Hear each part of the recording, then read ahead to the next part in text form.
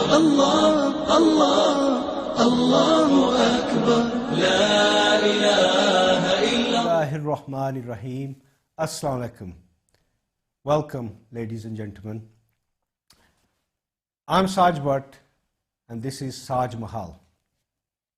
Tonight's themes are inclusivity, equality, diversity, multiculturalism and community cohesion. So the question we are asking is, are we moving forward or are we going backwards?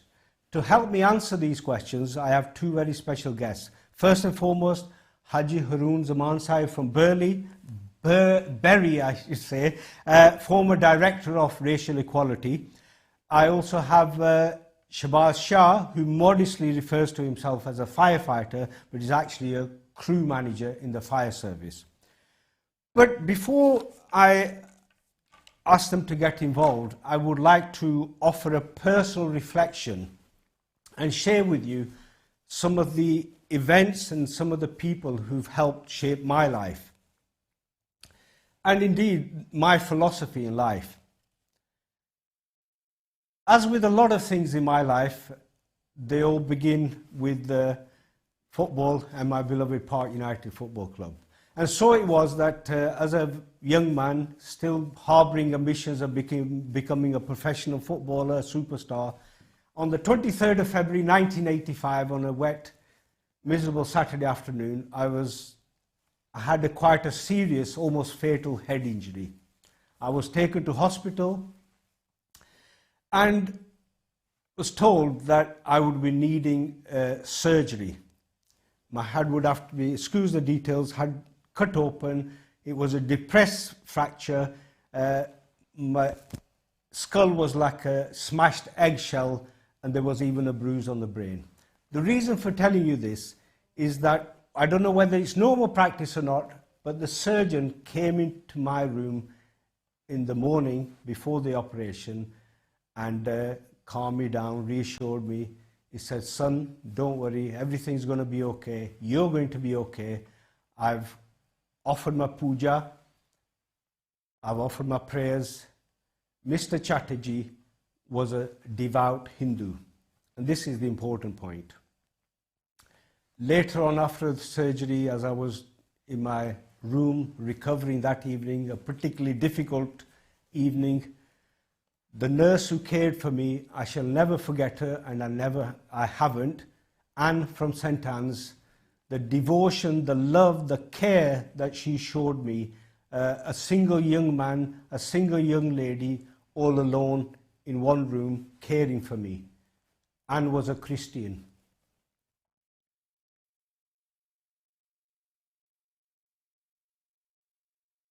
Obviously, my family, my friends, they were all at home praying, reading the Quran, saying, offering the prayers, all Muslims. So the point being that the commonality, the humanity superseded everything. The boundaries of religion, colour, ethnicity, etc. were forgotten. Even I forgot to add, my late great friend, Davy Blizzard, a sworn atheist, said, "Saj, even I prayed for you." So many years passed.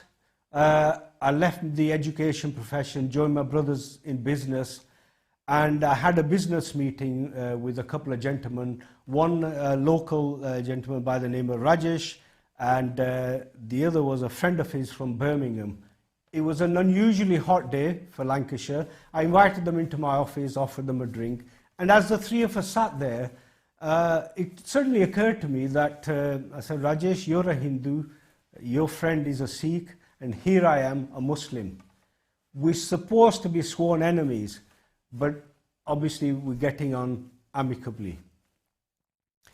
As I reflected upon this, the Sikh gentleman told me something very profound, and it had a great effect on me actually. He said, "Actually, the village from where my family comes, back in India, doesn't have individual places of worship for Muslims, Hindus and Sikhs. There is only actually one place that everybody goes to for worship, irrespective of their faith." Now, for somebody like me, that's amazing, fantastic. for others, it may not be palatable, and we respect that. Now, recently I was reading an article, and this is in Berlin. A structure is actually being built this very minute, and it's called the House of One, at a cost of 47 million euros. And the idea behind this structure is that it will be available for Muslims, Christians, and Jews. There will be a synagogue, there will be a church, there will be a mosque, and there will be one common place for people of all faiths to come together and share. Now, all these are signs, indicators to me of inclusivity, diversity, multiculturalism, and community cohesion. Yet, as a Muslim, we should not be surprised by these developments. Even our Holy Prophet, peace be upon him, during his time, a visit by Christian delegation at the time of prayer offered them a place in the holy Masjid Medina and asked them to say their prayers while the Muslims said their prayers before taking their interreligious dialogue or talking their interreligious dialogue with them. I could go on with many examples. I'm a very positive person. I'm an optimist person. I am a realist though. I'll just finish with one small, another positive anecdote which I heard of just a few days ago. Two university friends have decided to share a flat together. One is a Muslim, one is a Hindu girl. There's one refrigerator in the flat. The Muslim girl has placed the food on one of the trays in the fridge, including some halal meat. The young Hindu girl opens the door and notices her halal meat in there and goes to see her friend and says, would it be acceptable, would you mind if I place my meat also in the refrigerator? It will be on a different tray, but it is non-halal. Now, to me, what a beautiful example of tolerance, education, sensitivity. You know, it's fantastic. Now, these are the examples. Are we actually moving forward? As I said, I'm a realist. I know on the surface this may look, the picture may look very rosy. There are a lot of bigots about, there is a lot of racism about, there is, I won't say widespread, but still unpalatable amounts of abuse going on, segregation, polarization in all parts of our community. In the workplace, school children, the use of the word P word, the N word is being used commonly in playgrounds, even in classrooms, and that's not just by students, even by teachers. So let's not dwell, we will discuss and come back to these topics. Let me formally welcome my two guests this evening, Bhai Haroon Saab and Shahbaz Shah. Bhai Haroon, forgive me, normal protocol, I would defer to the senior member of the guest team, but for reasons Shahbaz will explain shortly. Shahbaz, welcome. I'd like to go to you first. And before we get into some of the details and some of the programs, actions you've been involved in, maybe you can share some of the difficulties of racism you personally have encountered or members of your families or friends. Over to you, Shahbaz. Assalamu alaikum, Bhai SAJ. Thank you, first of all, for inviting me on the show. It's a real privilege to be with you, and it's always lovely to see you. Thank you. Where shall I begin? I mean, you know, I don't want to dwell on the negatives, but it's been really, really tough. Growing up back in the 70s in Nelson, the racism was right there in your face. You know, you could see it. I remember as a very, very young child seeing the NF marches, National Front at the time, and seeing you know, or hearing about the battles that were going on, and it was so in your face, and it was so there, so much there. It was there on the TV. In no uncertain terms, there was no filter really. And as time's gone on, you know, our culture's unrecognizable now. For me, I think that we've come leaps and bounds in a situation where all of these things that were problematic to us, that were issues for us in terms of the workplace, in terms of housing, in terms of every aspect of our lives, it's changed. You know, it's unrecognizable. It really, really is.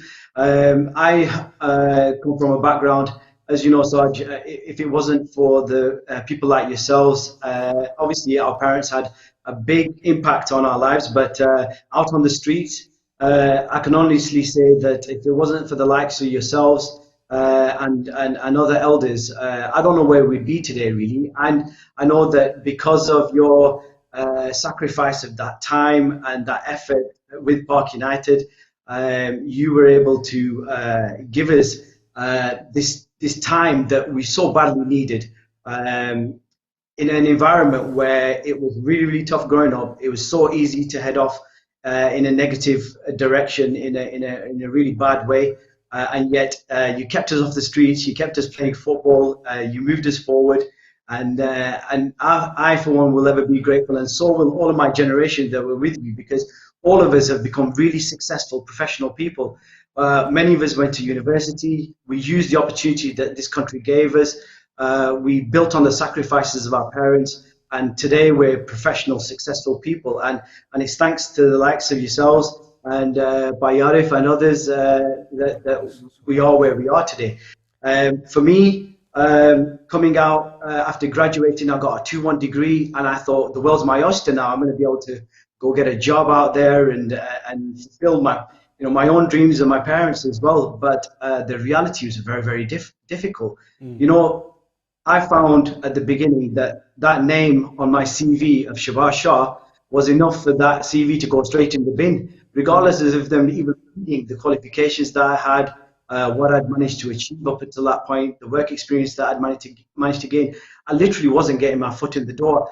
I had to work, I had to get £10 on top of the dough to work voluntarily for a company just to get my foot in the door. But if that's what it took, that's what I was going to do. You know, I was determined to make a success of it. I did an engineering degree, and that's what I wanted to pursue. And at that time, there weren't that many brown faces in that industry, especially at that professional level that I was trying to get into.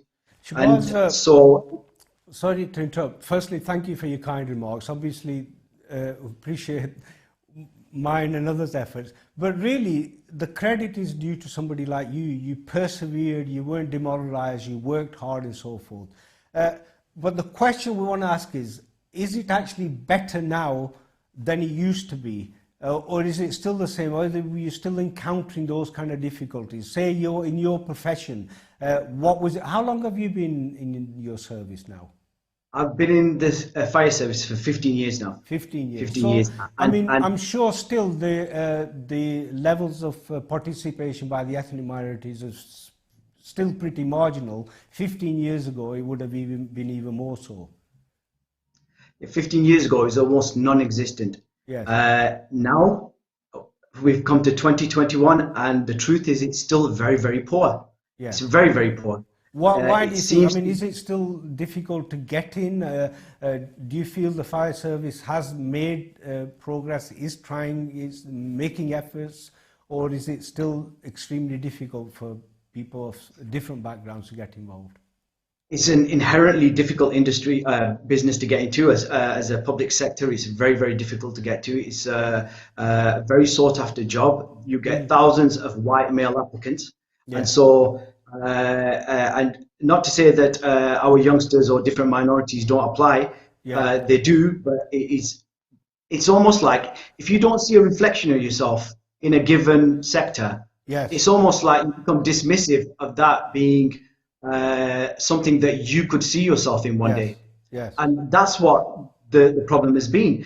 Because on those fire trucks and in the sharp end of what this public sector organization is, there's been so few colored faces that people have almost subliminally dismissed it as a career for them, really. And it's only when Shabazz, I mean, you're a very positive person as well. You persevered, you determined, and you can rightly be considered a success story, you know. And despite all the difficulties, you've done really well. You've gone where other people won't go. Despite the difficulties, you've gone ahead, and that's a lesson for us all.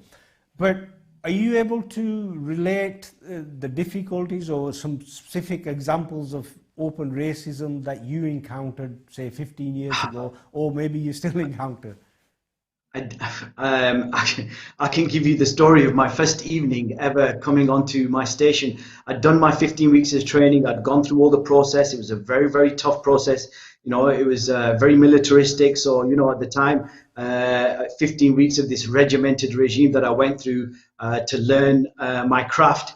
You know, I was very proud of the fact that I'd passed out. I was one of the older end as well.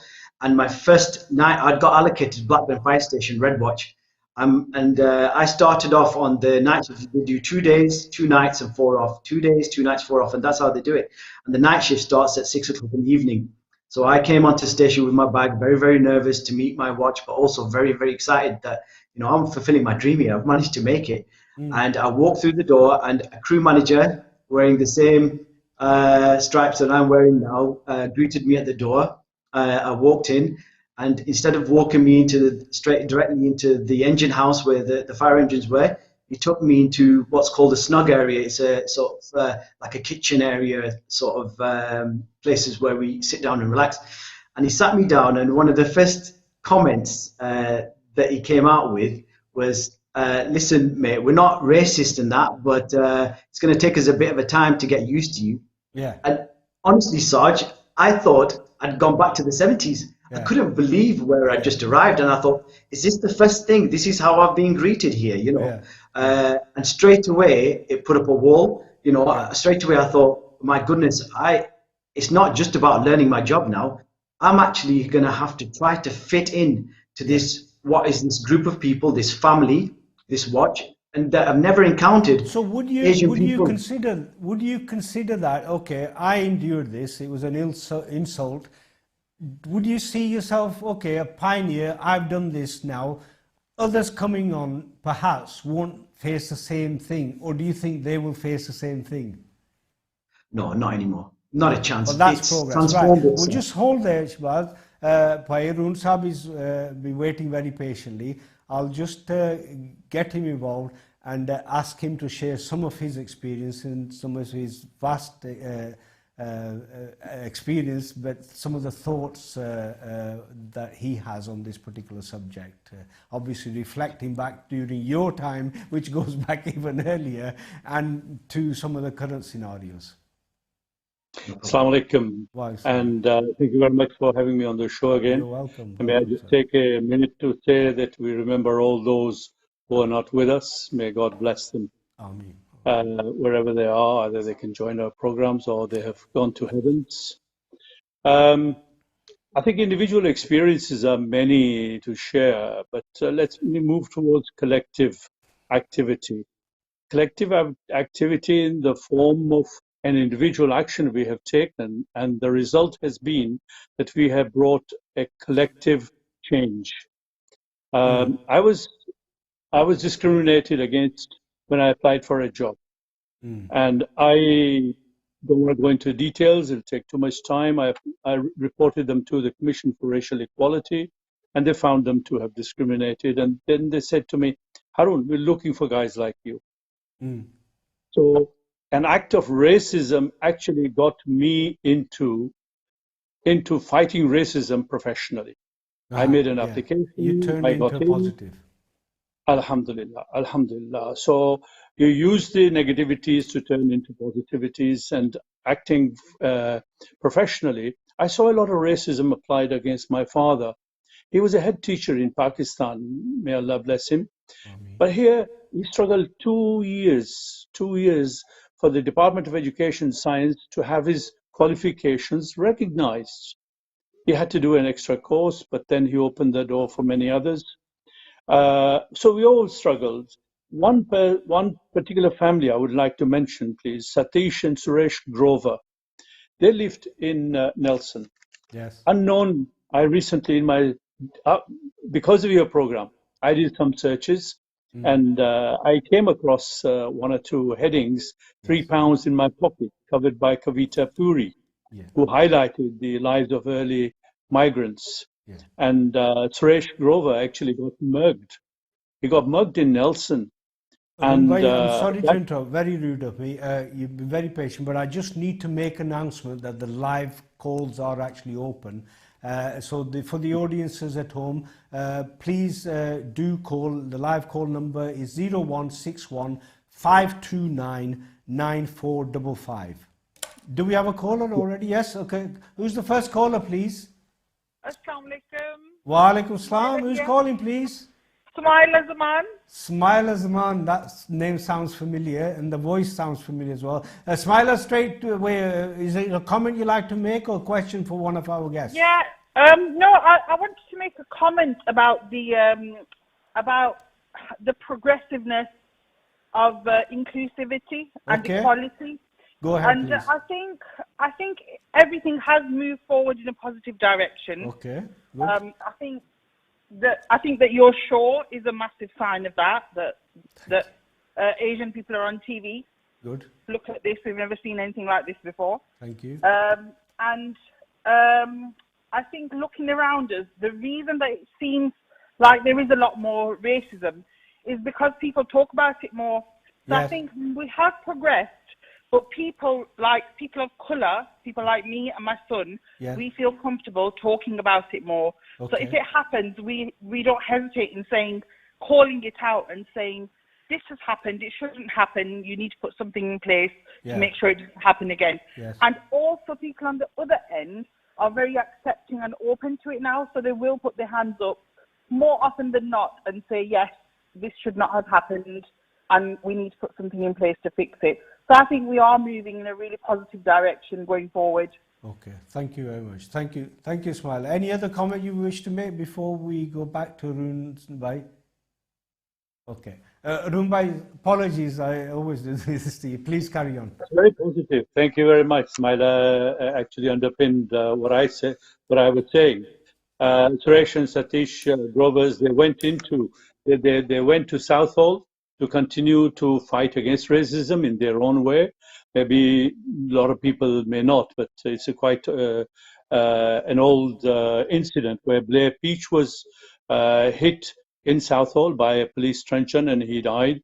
And then the Brixton riots and Scarman report and Nelson Mandela, his release and change in South Africa. These are the catalysts that actually brought a universal change in fighting against racism. The future lies very much in our hand in achieving, as our brother Shabazz has, and many other individuals in sports, in politics, in earning capacities, in professionalism. There's a lot more local doctors, local engineers, accountants, etc., being reflected in the professionals of this country. I myself went to, maybe it's news to you, I went to a Catholic school in Pakistan myself. Really? It was St. Patrick's School. Okay. And I learned a few things there that have changed my life. Actually, I went to a school called Mission High School in Pakistan as well before I came There here. you are. There you are. You see, I think it's a one world image that is more being focused upon. Climatic change, the COVID, etc., has brought us together. But we have still to... Okay, Arun bhai, forgive me. I have another caller. Who's on the line, please? Hello. I give way. I'm Dr. Muhammad speaking. Dr. Mohammed, sir, where are you ringing from? From Birmingham. Birmingham. Sir, fire away. Would you like to ask a question or are you going to make a comment? It's not a question, but, I've heard this term being used, local people are called white people, but they call Asian people as colored people. Okay. Is there any element of racialism in this, or is it offensive? Because, I've seen people of high position, like one Prime Minister, ex-Prime Minister Ted Heath, using this word for Asian people, that colored people, that as opposed to a white race or white people. So I find it a bit offensive, and the people of high responsibility holding high responsibility people using this word So colored people you for find Asian it people. offensive when somebody says colored people? Yeah. Is it the element of racialism or How would you like to be referred to as?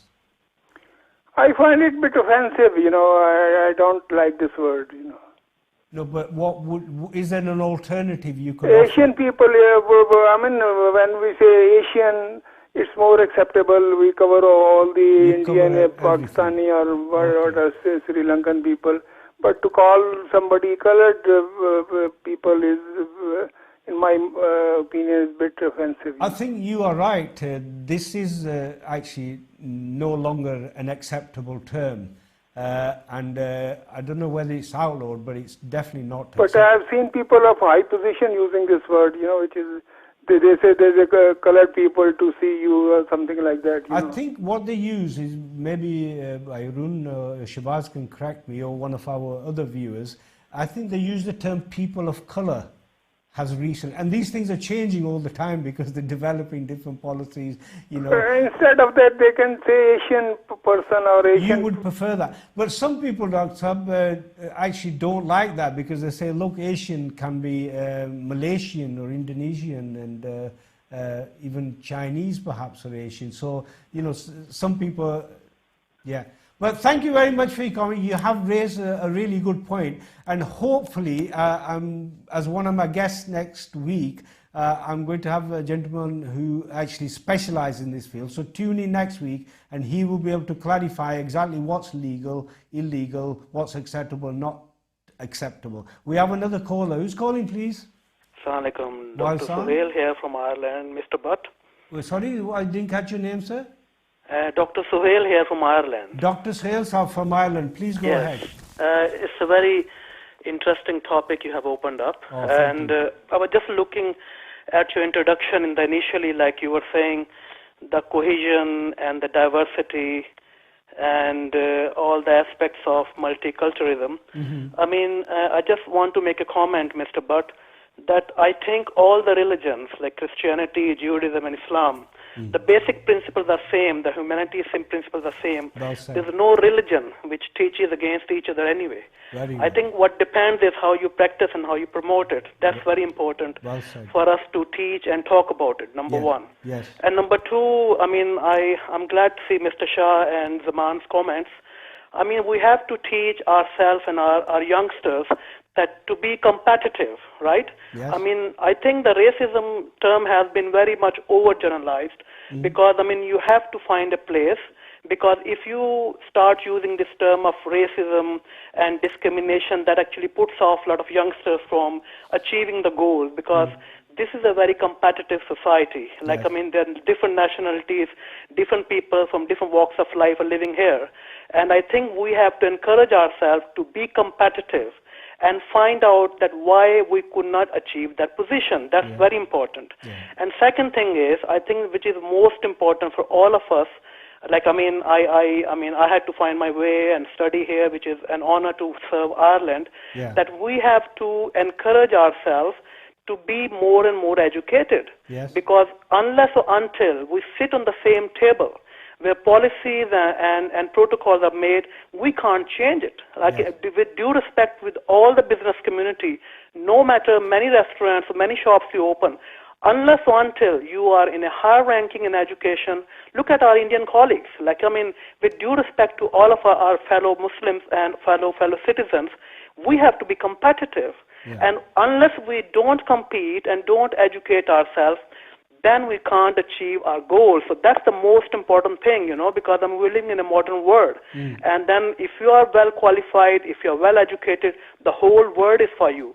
So that's the only comment I wanted to make. And I wish you all of, I mean, it's a very interesting program. I wish, I mean, like, you guys bring up all those topics so we can talk about this. And I think Ireland and England, they are wonderful countries. They have given us opportunities. And one more point, Mr. Butt, before I finish. Yes. I mean, as Mr. Zaman was saying, you see these cultural differences and those kind of, the backgrounds, they're normal.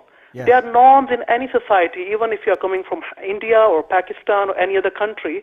You can observe it everywhere. So I think we have to take a different kind of vision now to progress further, because that's the only way forward to be recognized internationally. That's all I wanted to make. Thank you so much for your kind comments, very eloquently made, and there's nothing that you said anybody could disagree with, and well-made points. However, you know, the racism is there, racism is rife. We have had to fight it for many years, and you're absolutely right. This is something I've always advocated, as have my guests, that we need to educate ourselves, we need to progress, get ourselves in positions of seniority in the boardrooms where decisions are made, decision making. However, looking around, despite, I mean, if I can give an example, my background's in teaching. I was a lecturer, first ever of British Pakistani background at a local college over 30 years ago. Now, you know, the college is one of the best in the country academically. It's brilliant, it's very well run. I've been a student there, I've been a lecturer there, I was a governor there. But despite the fantastic facilities and the fantastic staff, there's still, after 30 years of me entering the profession there, there's not a single member within the senior management team from the ethnic minorities. And this is same if you look at the local councils around us. I've been involved with the Chamber of Commerce. You know, there's no chief executives historically who've been in such positions. And, you know, we could go on and on with different organizations, Rotary clubs, you know, levels of participation, seniority, etc. is just not there. Now, you're absolutely right. We do need to put ourselves in places where we may feel uncomfortable with, we're not used to it. As Shabazz indicated early on, you know, his first day at work was a very uncomfortable step. Hopefully others won't have to encounter such open, blatant discrimination. But it happens, and we have to be brave, we have to go there, we have to fight it, it's still there. Rumbai, please carry on. Can I say this much? Absolutely well put, Dr. Suhail. Thank you very much. Let's highlight our achievements, not only in one particular community historically, but all international communities. Let's concentrate on achievements rather than negativities. Let's see what is common. You know, the MP, Jo Cox, when she was murdered, she was on her service, even on her death in the service, they still said, let's look at what is common amongst us, not what divides us. Yeah. That is what she stood for. Look at Muslims, what did they achieve? Okay, there will be many others, but just take one example of algorithms. Algorithms were invention of the Muslims and how it has been put into practice by the West and churning out computers, iPhones, or mobile iPhone, everything in the world actually that is on the track of what is known as information technology based on algorithms. Forgive me for let's get the conversation back on track in terms of the question tonight. Okay. Are we actually making progress, or are we going backwards? Now, when you know, it's easy to concentrate on the positives, and there are many. Let's just touch on some of the negatives and areas where we aren't making progress. You know, let's look at some of our school children. I mean, some of the schools now have a very high percentage of Asian children. Let's use Dr. Suhail's terminology. Not Dr. Suhail's, yeah. So, and you know, there's polarization in the classroom, there's polarization in the playground. The spoken English, the level of English of our kids, you know, is just so poor. Now, why is that? What's going wrong there? You know, let's look at some of those angles. I think the parents are not participating in the management, just like Dr. Suhail said. You know, we need to be in management, we need to be in policy making, we need to be contributing practically, actively, participatively.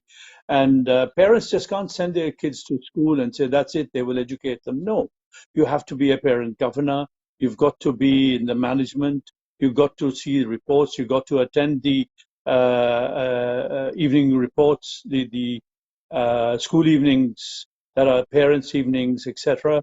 In the activities, they have to excel. Give them extracurricular activities like sports, outings, adventures, etc. There are a lot of other activities than formal qualifications, than formal teachings in schools. There are weekend tours for self-enhancement, for self-skills, for confidence building.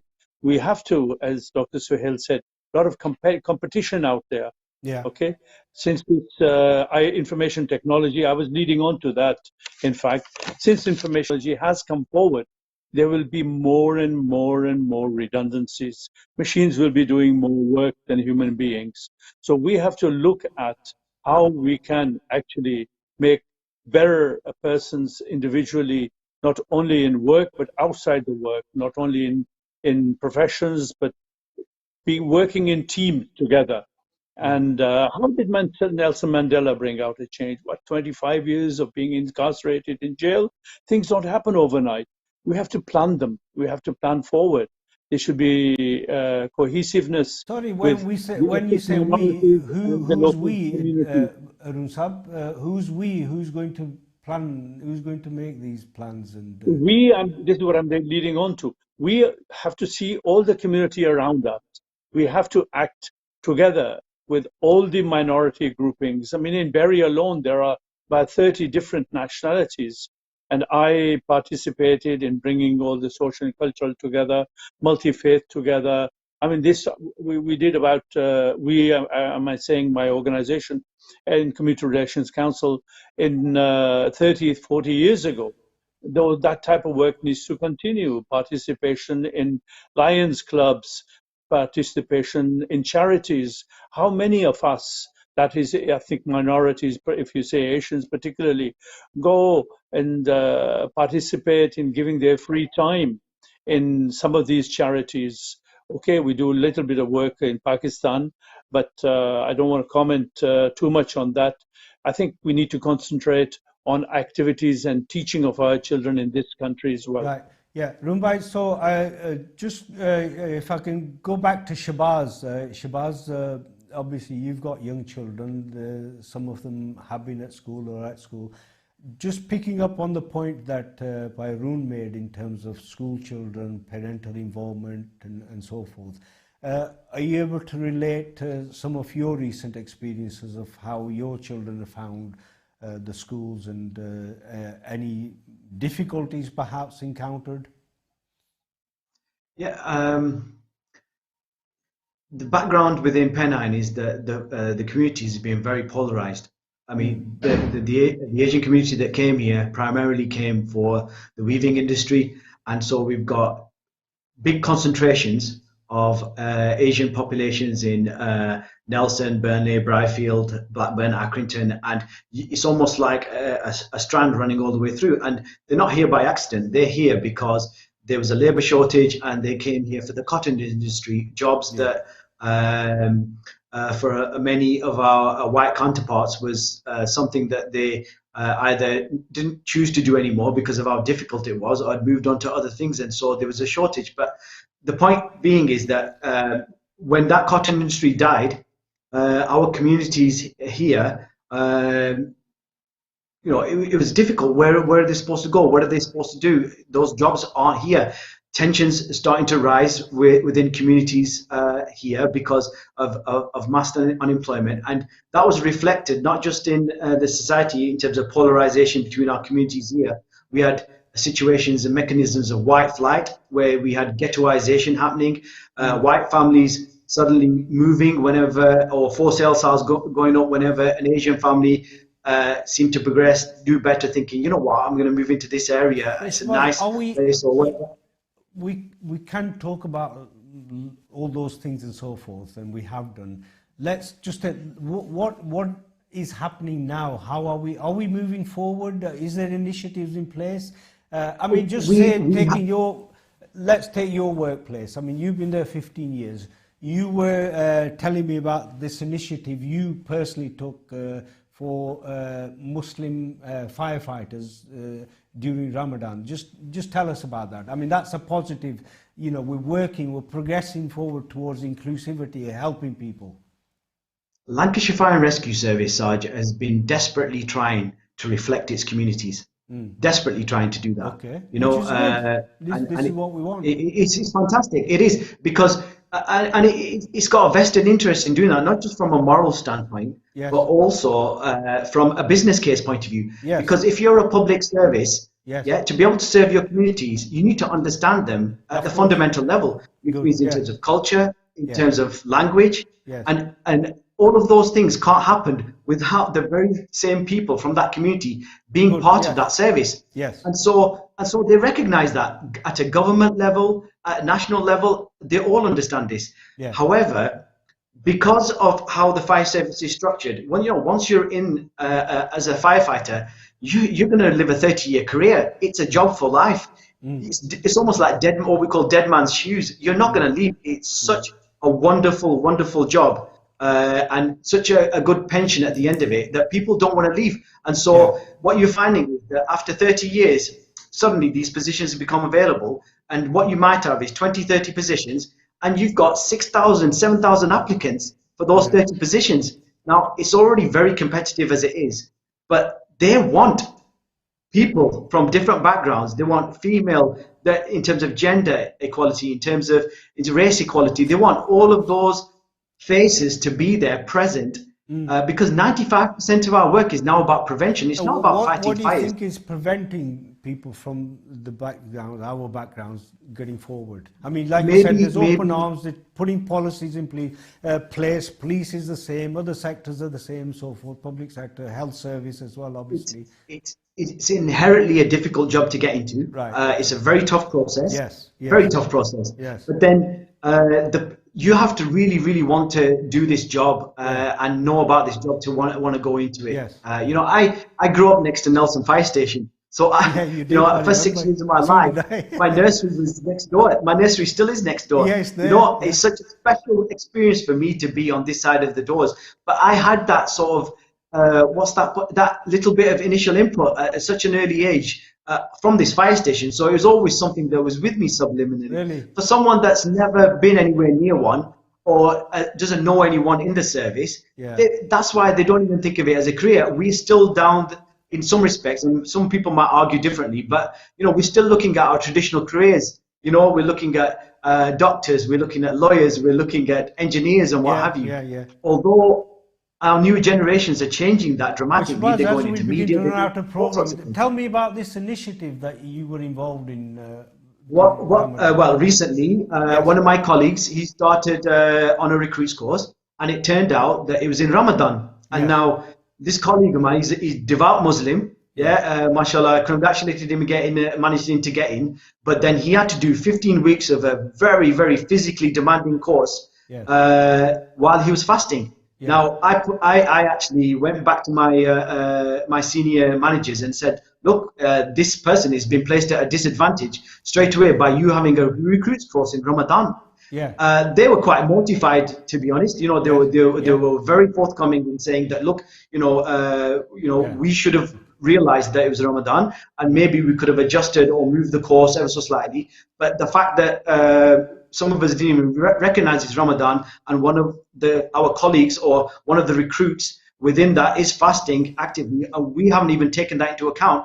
We could have injured him or harmed him in some way, because how strenuous the course is. You need to hydrate, you need to maintain your energy levels, and when you're fasting, straight away, you're at a disadvantage. So what they asked me to do was to help them develop a risk assessment around this area, and they actually formalized a risk assessment around Ramadan. The risk assessment is literally for Ramadan and for other people that are fasting. Now, that there's people that do this through Lent, who are Christians. Buddhists do it, people from a Jewish background. Fantastic positive development, the kind of thing. It is. It's amazing. Make major strides forward. It's amazing. So well done, within that risk assessment, Yeah. What Thank you. I'd They've like to share with you, Shabazz, sorry to interrupt. I don't know if you're aware of this, but Blackburn Rovers took an amazing initiative recently.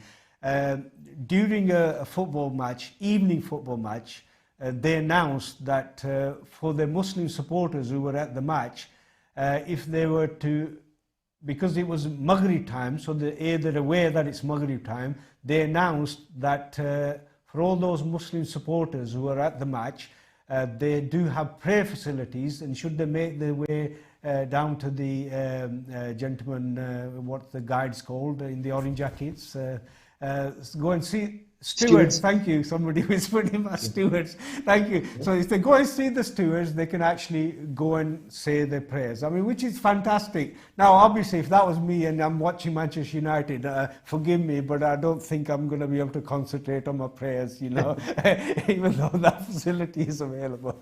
But, you know, it just shows the sentiment that in all sectors, little by little, people are trying to make things more inclusive, which is what today's topic is all about. And I was just about to say, that is the perfect definition of inclusivity. Yeah. And by creating this risk assessment, what's the fundamental message that they're putting out there? That we are inclusive. We will take into account people's different cultural backgrounds, people's different beliefs. We are free to read our namaz here. You know, they will actively ask us and create a space for us to read our namaz, you know, which was unheard of a few years ago. Brilliant. You know, these are the things that make you feel as though you are part of something. Brilliant. Thank you, Shabazz. We've, believe it or not, only got a few minutes left, so I'd just like to go back to Bayrun Saab, just closing remarks, any other comments that you wish to share with us. 2 minutes left. Well, your program is actually doing an excellent job, excellent research. You're pulling together many participants with experience that have actually turned negativity into positivity in sports, in achievement, in Shabazz Shah setting up groups that meet these special needs, if you like. I would hope that one program you do on special needs within the minorities special needs throughout it. Why should it only be minorities? Yes. If you're looking for exclusivity, do a collective program in that respect. I will remember Jamila Khan, who was at my office in Nelson. We'll come back to that, Rupai. I'm really sorry. I'm always cutting you off. Forgive me. Well, I've got 1 minute left. If I may, I'd like to take that for myself. Just quickly, I need to make that comment that any views expressed on this program are the views of the viewers and not the views of Takbeer TV. Secondly, I would like to just say that whilst we discuss racism and we discuss the difficulties many of us have encountered, and we could go on and on throughout our lives in the early days when we came, we love this country. We are patriotic. We are grateful for the opportunities that it's afforded us, the security we get, the lives our children are enjoying, and so forth. Some of us may not pass the Norman Tebbit cricket test, and now if you don't know what that is, you'll have to tune in next week. But I'd just like to say thank you very much to my guests. Thank you very much, especially to the viewers who've taken the trouble to ring and made some amazing comments. Once again, thank you to Takbeer TV for giving me the opportunity to organize these programs. It's a real honor and pleasure for me. It's an educational process. We're all learning together. Thank you very much. Stay safe. We pray for your well-being. Have a good evening, and inshallah we'll see you again soon. Take care. Assalamu alaikum. Good evening. Allahu Akbar. Allah, Allah, Allahu Akbar.